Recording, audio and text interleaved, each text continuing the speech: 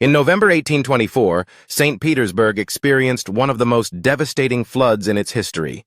Driven by a combination of strong winds and an unusually high tide, the Neva River rose dramatically, overwhelming the city's defenses. The floodwaters surged through streets, inundating homes and public buildings, causing widespread chaos.